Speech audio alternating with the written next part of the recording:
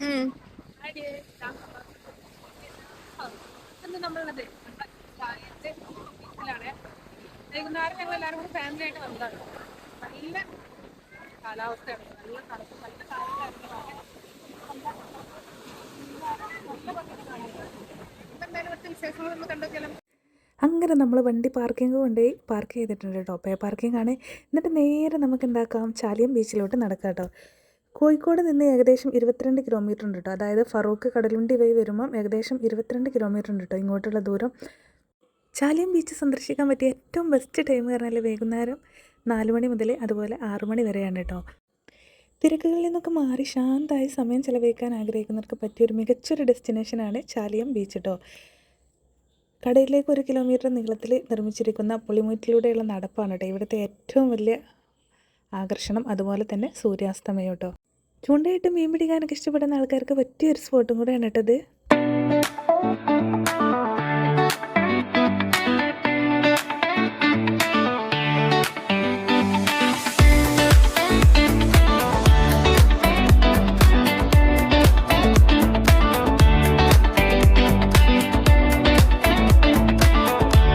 വൈകുന്നേര സമയത്ത് ഈ ഒരു നടത്തം തന്നെ നമുക്ക് മനസ്സിന് ഒരുപാട് സന്തോഷം തരുന്ന ഒരു കാഴ്ചയാണ് കേട്ടോ. പിന്നെ ഇതാ ഇതുപോലെ കുറേ കടകൾ കേട്ടോ, ഉപ്പിലിട്ടതൊക്കെ വെച്ചിട്ടുള്ള കടകൾ കേട്ടോ. നമ്മൾ ബീച്ചിൽ പോയാൽ പിന്നെ എന്തായാലും ഇതൊക്കെ മസ്റ്റ് ഒന്ന് ട്രൈ ചെയ്യുന്ന ഐറ്റമാണല്ലോ അല്ലേ. അങ്ങനെ ദാ നമ്മൾ ചാലിയം ബീച്ചിലോട്ട് എത്തിയിട്ടുണ്ട് കേട്ടോ. പണ്ടത്തെ പോലെയൊന്നല്ല കേട്ടോ, ചാലിയം ബീച്ചൊക്കെ ഇപ്പോൾ അടിപൊളി ആയിട്ടുണ്ട് കേട്ടോ. കേവലം ഒരു ബീച്ച് എന്നതിലുപരി വലിയൊരു ചരിത്ര പശ്ചാത്തലം കൂടി ഈ ചാലിയം ബീച്ചിനുണ്ട് കേട്ടോ. അതായത് പോർച്ചുഗീസുകാരുടെ കാലത്ത് നിർമ്മിക്കപ്പെട്ട പ്രസിദ്ധമായ ചാലിയം ഫോർട്ട് സ്ഥിതി ചെയ്തിരുന്നത് ഇവിടെയാണ് കേട്ടോ. അതിൻ്റെ ഒരു മാപ്പും കാര്യങ്ങളൊക്കെ അവിടെ കൊടുത്തിട്ടുണ്ട് കേട്ടോ. അപ്പോൾ പിന്നെ നമ്മൾ നേരെ പോയി ചായ കുടിച്ചിട്ടോ. ചായ മുഖ്യം ബിഗിലേ എന്ന് പറഞ്ഞില്ലേ.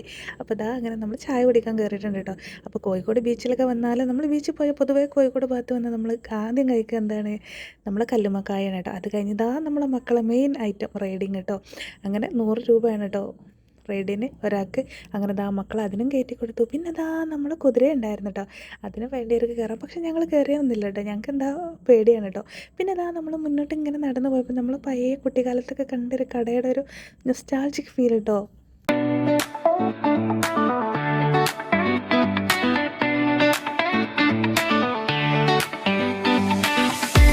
ഷാലുവിനെ ആ വണ്ടി കഴിഞ്ഞപ്പോൾ അടുത്തൊരു വണ്ടി കണ്ടപ്പോൾ അതിലും കയറണം കേട്ടോ. അപ്പോൾ അവൻ്റെ ഉപ്പ അതിലും കൂടെ കയറ്റി കൊടുത്തിട്ടുണ്ടായിരുന്നു കേട്ടോ. മക്കൾക്ക് ഇങ്ങനെ വരുമ്പോഴൊക്കെയല്ലേ അങ്ങനത്തെ ആഗ്രഹങ്ങൾ തീർക്കാൻ പറ്റുള്ളൂ. പക്ഷേ അവൻ നന്നായിട്ട് ഓട്ടുന്നുണ്ടായിരുന്നു കേട്ടോ ഈ ഒരു വണ്ടി. അങ്ങനെ അവൻ്റെ ഓട്ടി കയ്യിൽ വരെ ഞങ്ങൾ അവിടെ നിന്നിട്ടോ.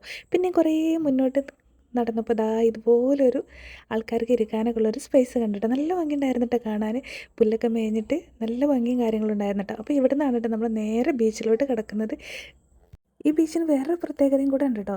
ചാലിയാർപ്പുഴ അറബിക്കടലിൽ പതിക്കുന്ന മനോഹരമായ ഒരു ബീച്ചും കൂടെയാണ് കേട്ടോ. അതുപോലെ നല്ലൊരു സൺസെറ്റൊക്കെ കണ്ടിട്ട് മക്കൾക്കൊക്കെ ഇറങ്ങി കളിക്കാൻ പറ്റിയൊരു നല്ലൊരു ബീച്ചും കൂടെയാണ് കേട്ടോ നമ്മൾ ചാലിയം ബീച്ച്. ഇവിടുത്തെ കുറച്ച് വിഷ്വൽസ് കണ്ടേക്കാം.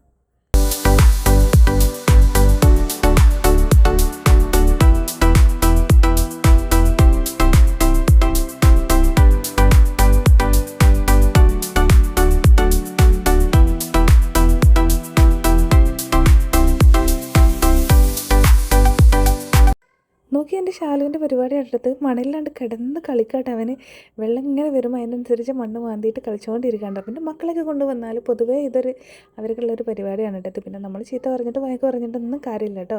അവർ എൻജോയ് ചെയ്യേണ്ട സമയത്ത് അവർ എൻജോയ് ചെയ്യട്ടെ കേട്ടോ. അപ്പോൾ അതായി ഒരു ഭാഗത്ത് കുറച്ച് ആൾക്കാർ ഇങ്ങോട്ട് ഇറങ്ങി കുളിക്കുന്നൊക്കെ ഉണ്ട് കേട്ടോ. അങ്ങനെ ഷാലുവിനെ കൊണ്ട് ഞങ്ങൾ ഇറങ്ങിയിട്ടുണ്ടായിരുന്നു. പിന്നെ ദാ നമ്മൾ തോണി പോകുന്നുണ്ട് കേട്ടോ.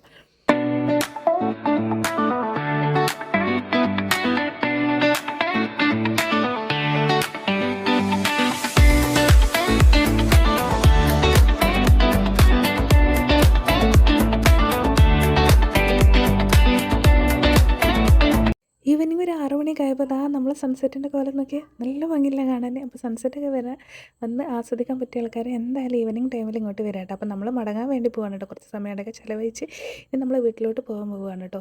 അങ്ങനെ മോനൊക്കെ അവിടെ നിന്ന് ഫ്രഷ് ആക്കി എടുത്തിട്ടോ. കാരണം അവിടെ ഫ്രഷ് ആക്കാനുള്ള സൗകര്യം കാര്യങ്ങളൊക്കെ ഉണ്ടായിരുന്നു. അങ്ങനെ മോനൊക്കെ അവിടെ നിന്ന് ഫ്രഷ് ആക്കി മാറ്റിച്ച് കൊടുത്തിട്ടുണ്ട് കേട്ടോ. പിന്നെ ഇത് അവിടെ ഒരു ചെറിയൊരു ഓപ്പൺ ജിമ്മ് അതുപോലെ ഒരു പാർക്ക് പോലെ ഉണ്ട് കേട്ടോ. അവിടെയും കുറച്ച് സമയമൊക്കെ സ്പെൻഡ് ചെയ്ത് നമ്മൾ നേരെ പോവാണ് കേട്ടോ. അപ്പോൾ അതാ പോകുമ്പോൾ വീണ്ടും കടകൾ കണ്ടിട്ടോ. ബീച്ചിൽ വന്നാൽ പിന്നെ നമുക്ക് ഒരുപാട് കഴിക്കാനുണ്ടാവുമല്ലോ.